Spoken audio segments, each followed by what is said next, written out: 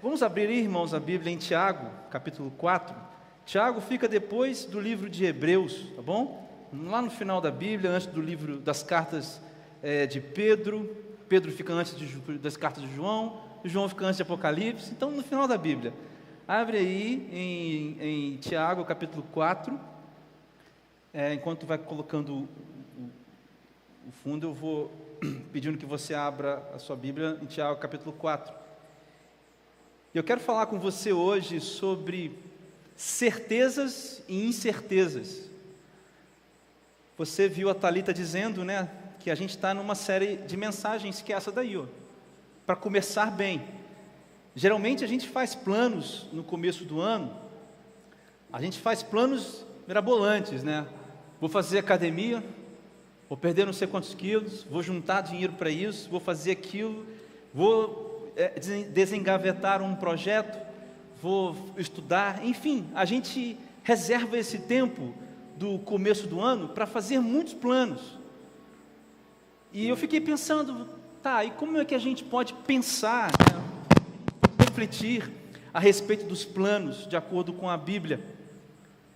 E nós falamos no primeiro encontro que a gente começa pensando, fazendo os nossos planos, entendendo que a gente vive para a glória de Deus.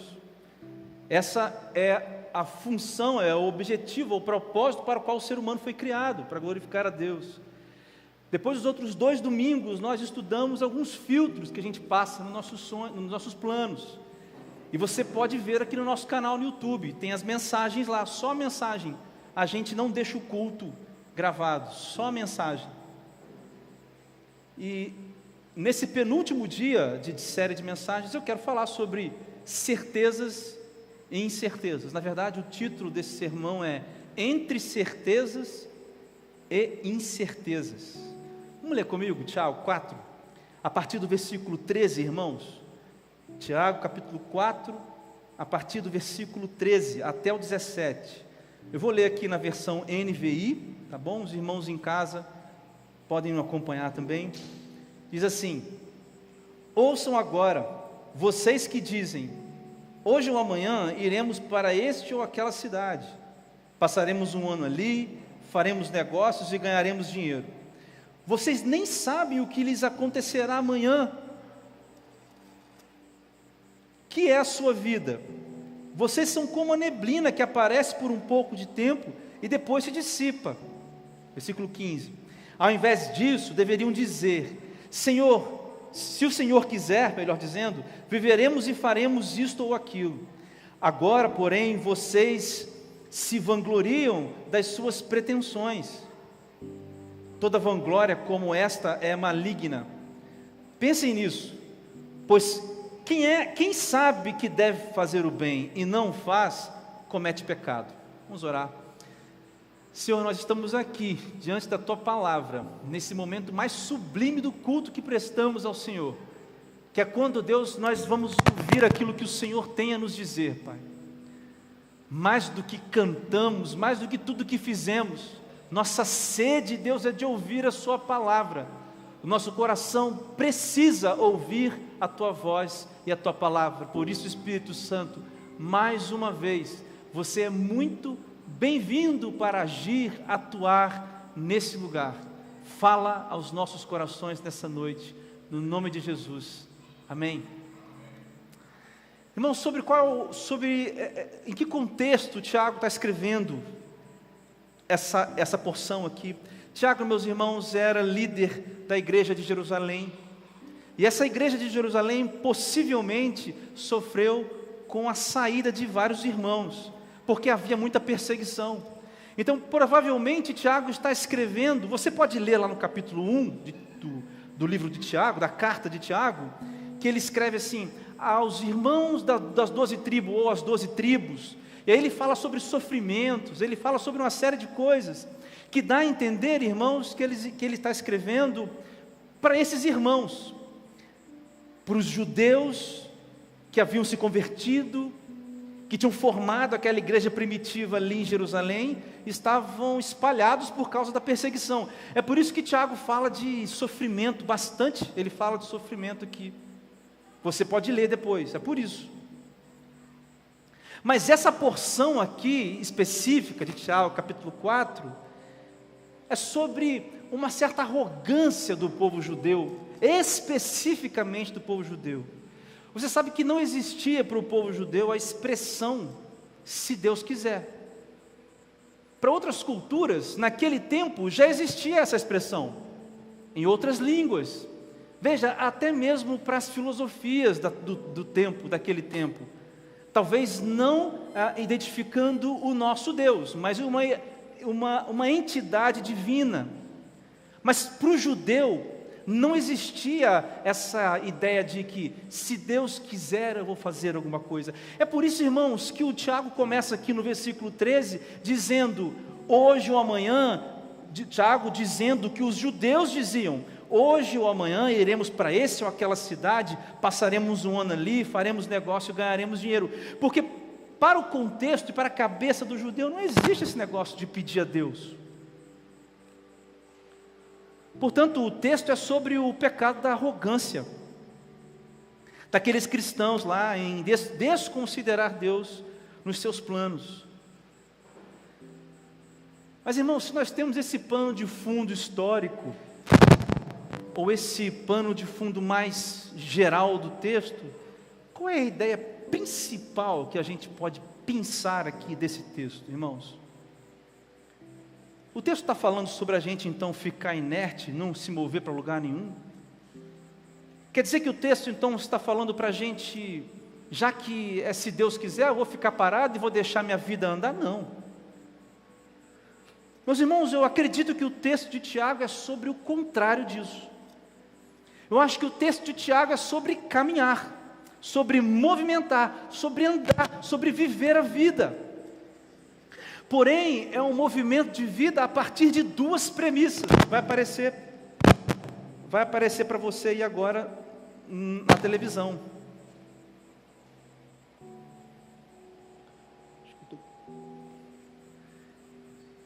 Vai aparecer para você aí agora na televisão. Primeiro, somente o texto é sobre a ideia principal é sobre caminhar, porém, sabendo que somente Deus tem o controle de todas as coisas em suas mãos.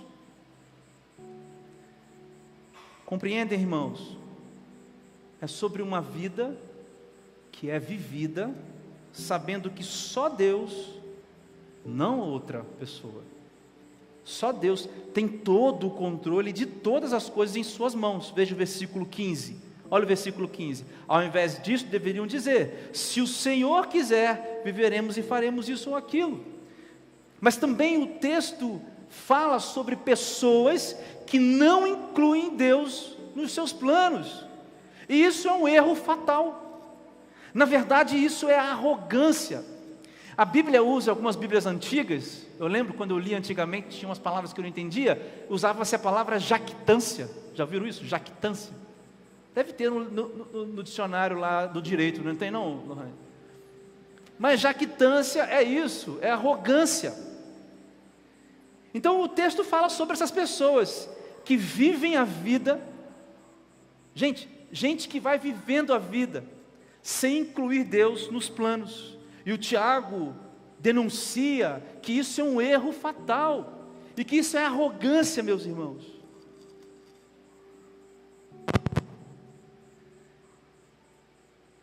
E aí, meus irmãos, eu gostaria de destacar com vocês hoje aqui 4 certezas que podem fortalecer os nossos planos. 4 certezas que podem fortalecer os nossos planos. Eu coloquei uma pergunta na introdução, eu gostaria que colocasse, eu pulei ela. E a pergunta que eu faço antes da gente iniciar os 4 pontos, é a seguinte: o quão certo você está sobre os planos que você tem para esse ano? Se existisse uma régua para a gente medir a certeza, quanto de certeza de que você tem que fazer as coisas que você pretende fazer esse ano? Ou melhor, os planos que você tem para a sua vida, de repente não são planos que se findam nesse ano, mas são planos que começam nesse ano e vão para toda a sua vida. O quão certo você está disso, ou desses planos? Queridos, eu acho que a nossa vida é feita de certezas e incertezas. É impossível termos certezas de todas as coisas, mas é também impossível viver sempre incertos. Você compreende isso? Viver uma vida de incertezas é impossível, essa pessoa não vive. E uma pessoa também que tem certeza de tudo, também não existe, porque na melhor das hipóteses, ela passa a ser um exemplo que Tiago deu, um arrogante, que desconsidera Deus. Então agora, meus irmãos, eu gostaria de destacar com vocês 4 pontos, 4 certezas que fortalecem os planos que a gente faz, ou os planos que a gente tem. 4 certezas. Primeira certeza, irmãos: o prazer da autossuficiência é o início de um plano ruim. Vou repetir: o prazer da autossuficiência é o início de um plano muito ruim. Irmãos, vejam comigo o versículo 13. Ouçam agora vocês que dizem: hoje ou amanhã iremos para esta ou aquela cidade, passaremos um ano ali, faremos negócio e ganharemos dinheiro. Queridos, o sentido que Tiago aqui dá é o sentido de arrogância, como eu havia falado com os irmãos. Sabe o que é arrogância, irmãos? Eu li uma definição muito interessante. Arrogância é o homem arrogante, é o homem que se gaba de possuir aquilo que ele não tem, e se gaba de fazer aquilo que ele não pode fazer. O arrogante, em sua essência, é esse homem, que se gaba de possuir coisas que ele não tem, irmãos. Não porque ele não tem, porque ele não atingiu, porque é impossível tê-las. Ele se gaba de fazer coisas as quais é impossível fazer, irmãos. O que nós não possuímos? O que nós não podemos possuir, irmãos? O que nós não temos? Irmãos, é o controle da vida. Irmãos, ninguém tem um controle da vida nas suas mãos. É isso, irmãos, que o texto está dizendo para a gente. Nós não sabemos. Aqui parece um bairro calmo, passa até uns bois ali, umas vacas, uns cavalos de vez em quando. O sapo canta, o grilo canta, tudo aqui. Mas eu posso atravessar a rua e vir uma moto e não me ver e me pegar e eu morrer aqui na frente da igreja. Mas, irmãos, o que nós possuímos? Meus irmãos, nós possuímos a capacidade, presta atenção, ó, a capacidade de se relacionar, meus irmãos, com quem controla a vida. Não é legal isso? Nós não possuímos controle da vida, mas o que a gente tem é a capacidade de se relacionar com quem controla a vida, Deus. Meus irmãos, o que nós não podemos fazer? O que é impossível para nós fazermos? Determinar o curso das coisas. Quem é que pode dizer aqui: vou viver tantos anos, vou deixar esse mundo no dia tal? Quem é que pode? Ninguém. Mas o que nós podemos fazer? Meus irmãos, nós podemos obedecer e confiar em quem determina essas coisas. Vocês percebem como é incrível esse negócio? Veja comigo no meu raciocínio. Venha comigo agora para o Salmo 103, versículos 15 e 16. Vão aparecer para vocês os versículos. O salmista diz assim, esse texto não é exclusivo do Salmo 103, tem vários outros textos na Bíblia que concordam com o que o Tiago fala. Veja, Salmo 103, 15 e 16. A vida do homem é semelhante à relva. Olha só, ele floresce como a flor do campo, que se vai quando sopra o vento e nem sabe mais o lugar que ocupava. Versículos 17 e 19. Mas o amor leal do Senhor, olha o contraponto que o salmista faz. Mas o amor leal do Senhor, o seu amor eterno, está com os que o temem, e a sua justiça com os filhos de seus filhos, com os que guardam a sua aliança e se lembram de obedecer os seus preceitos. O Senhor estabeleceu o seu trono nos céus, e como rei, domina tudo o que existe. Você percebe como o salmista fala? Vocês perceberam, irmãos? Isso aqui é poesia. O salmista diz, olha, o homem é uma flor, um matinho que cresce, e o vento passa e se desfaz com o vento. Mas Deus, com seu amor, cuida daqueles que o temem, e do seu trono domina todas as coisas. Por isso que eu digo, irmãos, que a autossuficiência é o contrário da fé. Porque, primeiro, considera homens como Deus. Irmãos, é esse o ponto, talvez, que salta, primeiramente, do versículo 13 lá do Tiago 4. Homens que se consideram um Deus, porque acham que podem fazer planos e que têm o controle de suas vidas em suas mãos. Homens que se gabam de fazer o que não podem, e se gabam de fazer o que não podem, perdão,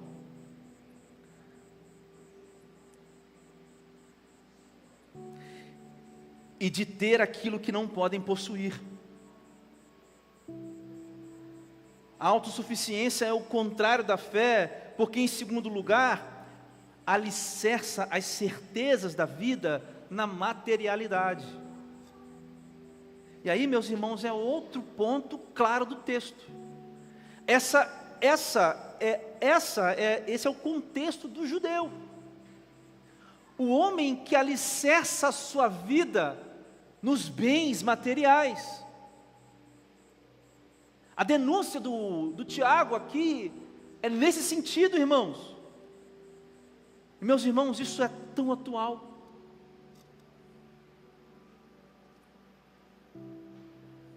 Nós somos assim. Nós somos assim, irmãos. Nós somos pessoas autossuficientes. E hoje Deus nos chama para um acerto. Porque nós temos que pensar nisso constantemente. A questão do dinheiro, é por isso que Jesus fala tanto, eu sempre falo isso aqui na igreja. É por isso que Jesus toca esse ponto tantas e tantas vezes no Novo Testamento. O poder, melhor, a ideia de poder que o dinheiro dá, que a materialidade dá. Não é à toa, querido, que o escritor de Hebreus diz que a fé, na versão da Bíblia King James, diz que a fé é a substanciação das coisas que não se veem. A fé é acreditar no que não se vê, enquanto a autossuficiência é o alicerce da sua crença naquilo que você pode tocar e pode ver. A autossuficiência, meus irmãos, é o contrário da fé, porque alicerça as nossas certezas na materialidade. E, meus irmãos, nós somos assim. Nós somos assim. Os planos que a gente faz, muitos do que nós fazemos, são planos que nos dê dinheiro, para que a gente se sinta confortável e seguro. Meus irmãos, não há problema em ser rico. O Evangelho não é um convite à pobreza. É um convite à excelência. É um convite a você ser excelente, ser bom. Mas o Evangelho é um convite ao desprendimento das coisas. É sobre isso que fala a história de Jó. Você percebe? Em último lugar, meus irmãos, a autossuficiência é o contrário da fé, porque desconsidera Deus como sendo Deus. Quem que é Deus? Para quem se acha Deus. Quem é Deus?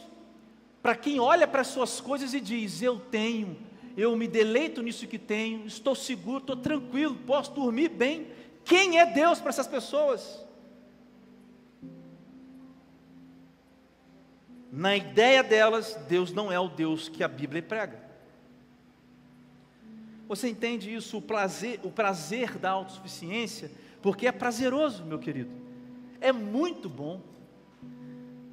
O prazer da autossuficiência é o início de um plano ruim. Essa é uma certeza que eu quero passar para você. Portanto, se você coloca os seus planos nas mãos de Deus e pela fé você caminha, esta é uma boa incerteza, porque de fato não é infundada, mas é fundada naquilo que Deus é. E essa é a base da fé. Segundo lugar, meus irmãos, segunda certeza que eu quero dizer para os irmãos hoje: não há segurança quando Deus está fora dos planos. Veja o versículo 14: vocês nem sabem o que lhes acontecerá amanhã. O que é a sua vida? Vocês são como a neblina que aparece por um pouco de tempo e depois se dissipa. Querido, deixa eu parafrasear para você esse texto. Eu fiz uma paráfrase aqui para esse texto. Eu inventei aqui uma maneira de reler esse texto. É como se o Tiago estivesse falando assim: nossa vida é frágil e nós não podemos mudar isso. Por isso vamos viver as nossas vidas confiando em Deus e considerando a vontade de Deus em todos os planos que fizermos. Para mim essa é uma maneira de reler o versículo 14.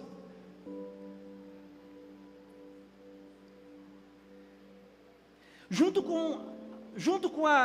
com essa afirmação incrível, pesada e profunda, de que nós somos neblina, está dentro desse atestado que o Tiago traz, o fato de que Deus traz segurança, irmãos. Por isso a pergunta aqui, meu querido, a pergunta para você nessa noite é o seguinte: o que é que nos traz segurança? É meio que um aprofundamento daquilo que nós acabamos de falar no ponto 1. Eu quero que você responda para você: o que é que te traz segurança? Por isso eu te pergunto: qual é a situação que você fica mais incomodado em viver? Qual seria talvez hoje uma situação incômoda para você? E aí, dentro dessa situação, o que traria segurança a você? E aí eu quero te dar uma afirmação. Nós vamos, eu e você, nós vamos correr atrás daquilo que nos dá segurança, porque isso é instinto do ser humano. O bebê faz isso. O bebê faz isso quando procura o colo da mãe. E nós vamos procurar isso, irmãos. O ser humano vai buscar segurança. Por isso que a pergunta é: aonde está a segurança? E aí, veja bem, se Tiago está falando que nós somos como uma neblina, somos um ventinho que passa por aí, você pode perguntar o seguinte: então será que Deus ignora a nossa fragilidade? Então será que Deus é isso aqui? Eles são como uma neblina mesmo, e é isso aí mesmo, então é isso. Bom, se tem uma afirmação aqui de que nós somos frágeis, se tem uma afirmação de que a gente corre atrás de segurança, quer dizer então que Deus ignora essa fragilidade? Meu irmão, muito pelo contrário. Deus direciona a nossa busca para o seu reino, pelas coisas dele, enquanto Ele provê tudo que necessita a nossa fragilidade. Muito pelo contrário, irmãos, Deus não ignora a nossa fragilidade. Por isso eu quero ler com você um texto que são palavras de Jesus. Você pode acompanhar aí, Lucas capítulo 12. Jesus vai contar uma parábola aqui, irmãos, e há muito ensinamento aqui de Jesus para nós. É um pouco longo o texto, não é tão longo, mas acompanhe comigo. Lucas capítulo 12, a partir do versículo 13, a partir do versículo 16. Então, Lucas 12, a partir do versículo 16. Então lhes contou essa parábola, Jesus. A terra de certo homem rico produziu muito. Ele pensou consigo mesmo: o que vou fazer? Não tenho onde armazenar a minha colheita. Então disse: já sei o que vou fazer. Vou derrubar os meus celeiros e construir outros maiores, e ali guardarei toda a minha safra e meus bens. E direi a mim mesmo, olha bem, direi a mim mesmo, você tem grande quantidade de bens, armazenados para muitos anos, descansa, coma, beba e alegre-se.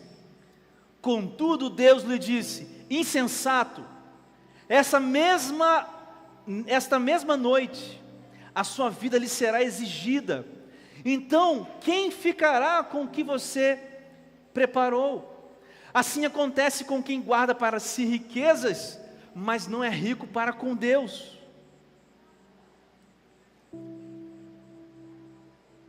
O texto continua, irmãos. Jesus diz isso para as pessoas. E como era de costume de Jesus, Ele vai contar agora a explicação para os discípulos. Ele escolhe se esconder da multidão e vira para os discípulos agora, como Jesus fazia em suas parábolas.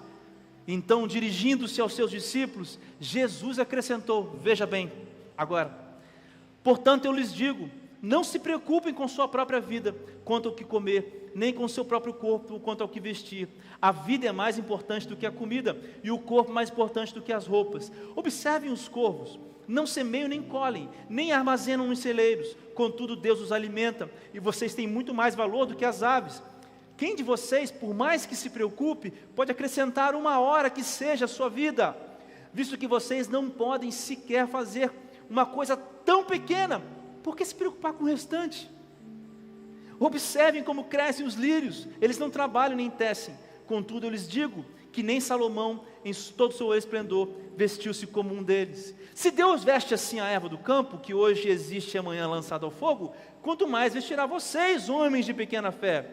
Encerrando, não busquem ansiosamente o que comer ou beber, não se preocupem com isso, pois o mundo pagão é que corre atrás dessas coisas, mas o Pai sabe que vocês precisam delas. Busquem, pois, o reino de Deus, e essas coisas lhes serão acrescentadas.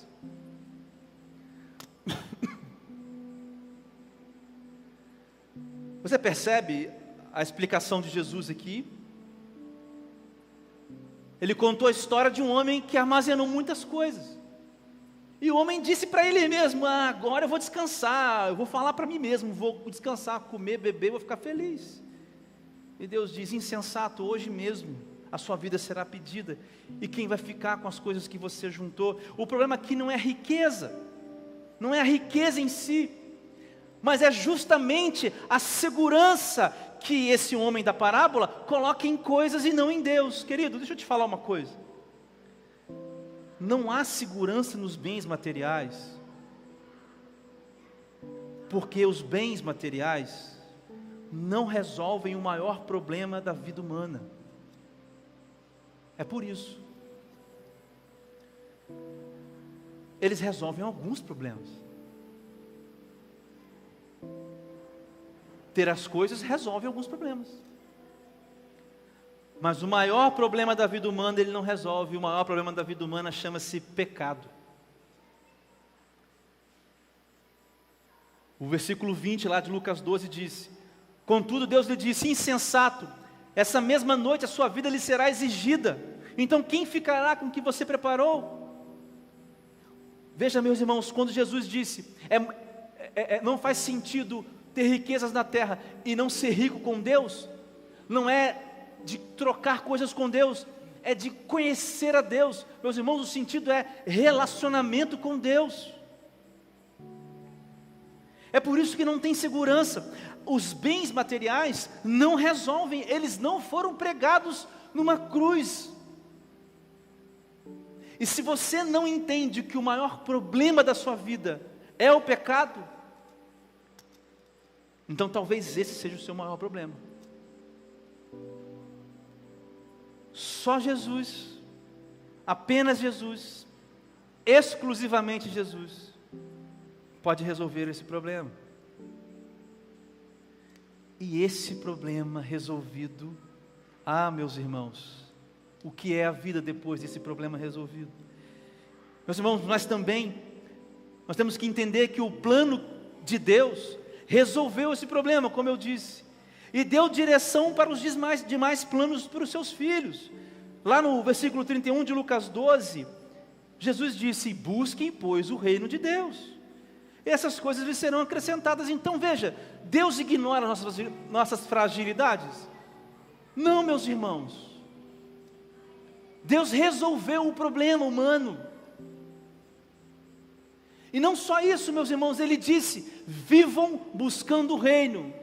As suas fragilidades estão nas minhas mãos. Você percebe que não há segurança quando Deus está fora dos planos? Pode ser qualquer plano, irmão, mas se Deus não está no plano, não há segurança. Porque há um problema maior a ser resolvido, o problema do pecado. Nós aqui fazemos planos, meus irmãos, que revelam que nossa esperança está longe de Deus. Mas essa noite Deus está falando conosco, e acredito que a gente pode mudar a nossa maneira de pensar, a maneira como pensamos os nossos planos. Querido, terceiro ponto, a terceira certeza, penúltima.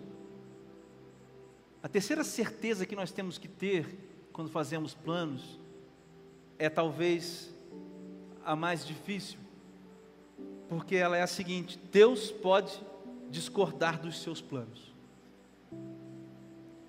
Veja o versículo 15, diz: ao invés disso, deveriam dizer: se o Senhor quiser, viveremos e faremos isto ou aquilo. Veja, querido, eu comecei essa pequena mensagem dizendo que essa expressão é que não havia para o judeu. Se Deus quiser, se o Senhor quiser. Isso aqui, meus irmãos, não é só para as coisas corriqueiras. Por exemplo, amanhã, se Deus nos permitir, levantaremos. Ok, é isso também, mas é mais do que isso. Eu tenho um plano de amanhã fazer algo, mas Deus pode dizer não. Esse não é o plano para a sua vida, essa não é a minha vontade para a sua vida. Por isso, meus irmãos, colocar Deus nos planos, necessariamente, em primeiro lugar, é aceitar a vontade de Deus. Querido, deixa eu te contar um exemplo. Você lembra de Jonas? Jonas. E a gente pensa em Jonas como alguém que foi engolido pelo peixe, que desobedeceu a Deus, pela baleia, pelo peixe grande, depois foi expelido. Meus irmãos, deixa eu ler para os irmãos aqui Jonas 2 versículos só. Jonas capítulo 2, 7 e 9. Isso aqui é Jonas falando. Quando a minha vida já se apagava, eu me lembrei de ti, Senhor, e a minha oração subiu ao teu santo templo. Aqueles que acreditam em ídolos inúteis desprezam a misericórdia, mas eu, como um cântico de gratidão, oferecerei sacrifício a ti. O que eu prometi, cumprirei totalmente. A salvação vem do Senhor. Isso aqui é Jonas depois que ele é expelido do peixe. Você conhece a história. Deus fala para Jonas, vai a Nínive pregar, porque eu quero fazer algo naquela cidade. Ele diz, não, eu não vou. Ele pega um barco e acontece aquela tempestade, e as pessoas entendem que o Jonas tem que ser jogado no mar. Jonas é jogado no mar, ele é engolido pelo peixe. 3 dias no peixe, ele pede, Deus me salva, ele é salvo e ele faz essa oração aqui. Mas querido, ele vai lá a Nínive, e ele prega, e as pessoas ouvem. E aí no capítulo 4, Jonas tem a seguinte atitude, o último capítulo desse breve livro de Jonas. Mas Jonas ficou profundamente descontente, e com isso enfureceu-se. Ele orou ao Senhor: Senhor, não foi isso que eu disse quando ainda estava em casa? Foi por isso que eu me apressei, veja, foi por isso que eu me apressei em fugir para Tarsis. Eu sabia que tu és Deus misericordioso e compassivo, muito paciente, cheio de amor e que promete castigar, mas depois se arrepende. Você entendeu, irmão, por que Jonas desobedeceu a Deus? Mesmo com aquela oração maravilhosa aqui, depois de sair do peixe, porque Jonas não queria que aquelas pessoas fossem salvas, e ele sabia que Deus era misericordioso e poderoso, e ele confessa. Sabe o que aqui, meus irmãos, no capítulo 4 do Jonas, que a gente entende por que ele desobedeceu, que ele foi para Tarsis, ao invés de Nínive? Porque ele não aceitou a vontade de Deus. O homem que falou isso aqui, quando saiu do peixe, essas coisas bonitas, ainda não aceitava a vontade de Deus. Então, meus irmãos, a gente vem, a gente canta, a gente ora, faz o plano de um ano, de ler a Bíblia, mas a gente não aceita a vontade de Deus. E Deus pode discordar dos nossos planos.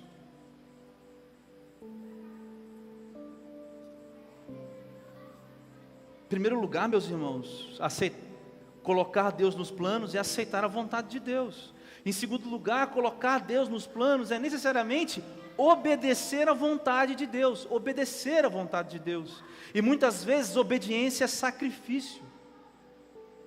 Lá em Gênesis 2:2 diz: então disse Deus, tome seu filho, seu único filho Isaque, a quem você ama, e vá para a região de Moriá, sacrifique-o ali como holocausto num dos montes que lhe indicarei. Você acha mesmo que o Abraão queria? Peraí, você acha mesmo que depois de esperar o tempo todo para nascer o filho dele, ele vai de boa? Só porque a Bíblia não diz assim exatamente que Abraão foi feliz? Você acha que Abraão foi feliz subindo um monte, pronto para sacrificar o seu filho? Você acha que estava nos planos? É só você ler um pouco aí a Bíblia que você vai ver que não.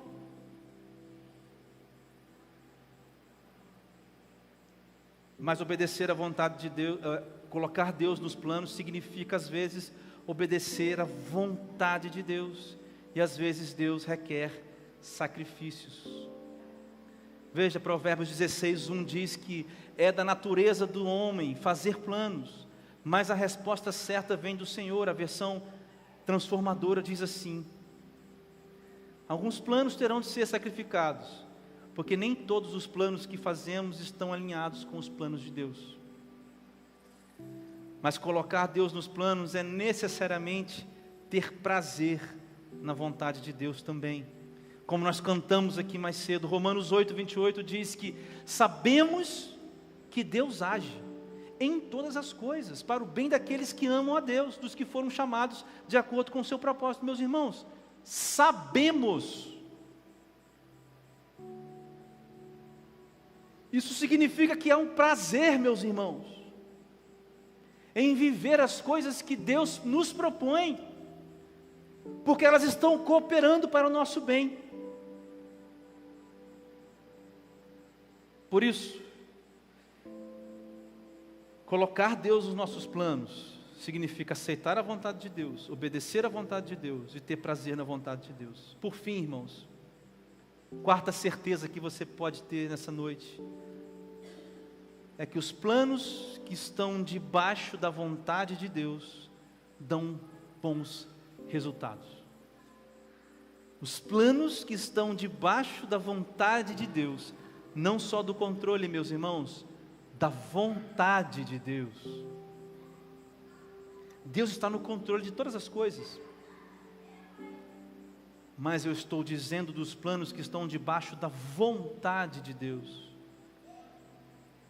não dos rebeldes. Versículo 16, 17 dizem: agora, vocês se vangloriam das suas pretensões. Toda vanglória como essa é maligna. Aí o Tiago termina dizendo: pensem nisto, pois quem sabe que deve fazer o bem e não faz, comete pecado. Querido, o entendimento aqui desse último versículo 17 é mais ou menos isso. Agora que vocês já ouviram como é certo, como se deve viver, mudem a maneira que vocês vivem. Isso significa o versículo 17. Em outras palavras, meus irmãos, se vocês fizerem os planos de vocês como vocês sempre fizeram, o resultado será sempre o mesmo.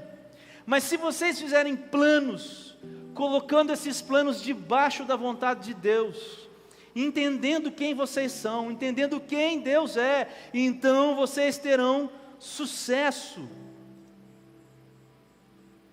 O sucesso, meus irmãos, é estar debaixo, é o plano que está alinhado com Deus, esse é o sucesso. Querido, eu vou terminar, já estou terminando, com duas afirmações desse quarto ponto. Planeje os seus planos a partir de Deus, com Deus e para Deus, e tenha bons resultados. Veja o que a Bíblia fala dos planos de Deus para nós. Jeremias 29, 11. Porque sou eu que conheço os planos que tenho para vocês. Isso aqui é uma palavra para Israel, no momento onde eles estavam presos, onde eles estavam, na verdade, tinham sido levados, exilados. E é uma palavra que se aplica também à nossa vida, porque sou eu que conheço os planos que tenho para vocês, diz o Senhor, planos de fazê-los prosperar, e não de lhes causar dano, plano de dar-lhes esperança e um futuro, meus irmãos. Querido, planeje a sua vida, os seus planos a partir de Deus, com Deus e para Deus, e tenha bons resultados. Mas o contrário, meu irmão, também é verdade. Continue planejando, desconsiderando Deus, confiando em si mesmo e colha os resultados ou o resultado do pecado. E aí você tem a liberdade. Mas a palavra de Tiago é: quem sabe que deve fazer o bem e não faz, comete pecado. Portanto, todos nós que estamos aqui, vocês que estão aí me ouvindo, seja onde e quando você estiver correndo numa viagem, você que está ouvindo, você sabe que deve fazer o bem, e se não faz, comete pecado. E qual é o bem aqui? Colocar os seus planos debaixo da vontade de Deus. Eu finalizo, irmãos, com 4 aplicações, 4 frases. Primeira: nada do que construirmos será capaz de nos garantir algum controle. Seja o império que nós construirmos, seja a maior coisa que possamos imaginar, aquilo que vamos deixar, nada disso nos garante controle da vida. Nada. Somente Deus tem o controle. Ou nós convivemos aceitando isso, ou nós continuamos desconsiderando isso de maneira tola. Segunda aplicação: a vida é frágil, e confiar em Deus é a segurança que precisamos para viver essa vida em todas as suas estações. Sabe, meus irmãos, nós vemos aí as igrejas falando, né? Venha para cá e pare de sofrer. Mas a vida não é isso. A vida é feita de sofrimento. A vida tem inverno, rigorosos. Tem dias bons, tem dias ruins. Ganhamos pessoas, perdemos pessoas. Acertamos coisas, erramos coisas. E a vida vai caminhando frágil. Tem um texto que eu escrevi quando eu perdi um amigo em 2013, que nós somos fortalezas ambulantes, frágeis. Frágeis fortalezas ambulantes. A segurança que nós precisamos, meus irmãos, está em Deus, está em confiar em Deus. Terceiro, em primeiro lugar na minha vida, os planos de Deus. Em primeiro, os planos de Deus. Em primeiro, a vontade de Deus. Os meus planos devem se alinhar aos planos de Deus. Quão difícil é viver isso. Quarto e última aplicação. Persistir no erro é pecado. Por isso, meus irmãos, nós devemos planejar as nossas vidas e os nossos planos de vida a partir de um relacionamento íntimo, real e verdadeiro com Deus. Amém? Nós estamos aqui, Pai, diante da palavra que foi lida e exposta, diante de tudo que o Senhor falou, Pai, aos nossos corações. Há tantos planos, Senhor, que devemos fazer esse ano. Há tantos caminhos, ó Deus, que nós podemos percorrer. Nós não somos nada, Pai. Nossa vida é frágil. E nós não queremos ser pessoas, ó Deus, que confiam em nós mesmos. Nós queremos confiar única e exclusivamente em Ti. Pai, eu exponho os meus planos, os planos dos meus irmãos, a Tua vontade, ao Teu desejo, a Tua voz nessa noite. Então, Espírito Santo, sopra em cada ouvido as palavras que só Você pode soprar. Mostra a direção, Espírito, que só Você pode dar. Senhor, vai falando com cada uma as coisas que só o Senhor pode revelar. Talvez o Senhor vá revelar hoje aqui coisas que não haviam sido reveladas ainda. Vai dando coragem, vai mostrando, Senhor Deus, os caminhos. Porque nós não somos nada, Senhor Deus, sem Você. Que essa palavra, Deus, promova frutos em nossas vidas. No nome de Jesus, nós entregamos nossos corações, nossas vidas e nossos planos. Obrigado, Deus. Em nome de Jesus. Amém.